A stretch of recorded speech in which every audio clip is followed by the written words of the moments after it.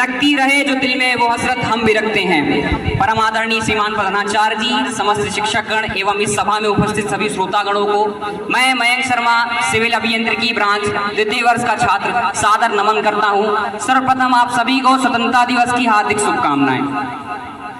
मैं आपको कुछ भी कहने से पहले अपने बारे में थोड़ा सा बताना चाहूँगा कि मैं, जैसा आप सभी जानते हैं, हम सभी इस कॉलेज में इंजीनियरिंग के स्टूडेंट्स बनकर के आए हैं और हमारे इस कॉलेज में आते ही हमसे सबसे पहला सवाल रहता है कि आपने आपकी जो जिस भी आप ब्रांच में हैं, आपने वह ब्रांच क्यों चुनी है।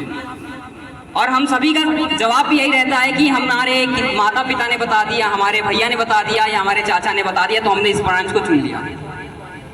और मेरा भी जवाब भी यही रहता था, लेकिन एक जीवन में स्टेज आता है, रियलाइजेशन स्टेज। तो अभी कुछ समय पहले ही मुझे ये रियलाइज हुआ है कि मैं बहुत गर्व के साथ कह सकता हूं, मैं सिविल इंजीनियरिंग का छात्र हूं और मैं इस राष्ट्र के निर्माण में योगदान दूंगा। आज 15 अगस्त के राष्ट्रीय पर्व पर हम सभी यहाँ पर एकत्रित हुए हैं।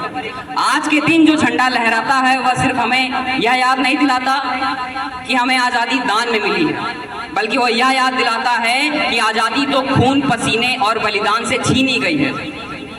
आज़ादी, मैं आप सभी से पूछना चाहूँगा, क्या हम सभी आज़ाद हैं?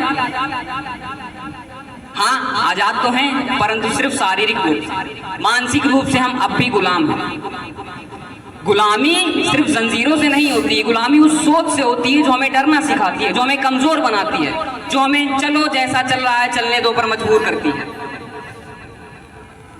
ये जो तिरंगा लहरा रहा है, इसे सिर्फ लहराना नहीं है, इसके तीनों रंगों को अपने जीवन में उतारना, फिर वो चाहे केसरिया की सच्चाई हो, श्वेत केसरिया का साहस हो, श्वेत की सच्चाई हो या हरे रंग का विकास हो।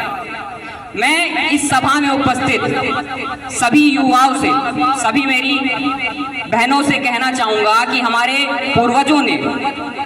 पूर्वजों ने हमें आज़ाद भारत दिया है और अब हमारी बारी है कि हम अपनी आने वाली पीढ़ी को एक महान, आत्मनिर्भर और स्वाभिमानी भारत दें। परंतु यह तभी होगा जब हम सोच से आज़ाद होंगे, क्योंकि एक देश महान तभी बनता है जब तक वह सोच से आज़ाद नहीं होता। इसी के साथ अपनी वाणी को विराम देना चाहूँगा कि हम अपनी जान के दुश्मन को अपनी जान कहते हैं, हम अपनी जान के दुश्मन को अपनी जान कहते हैं, मोहब्बत की इसी मिट्टी को हिंदुस्तान कहते हैं, हिंदुस्तान कहते हैं।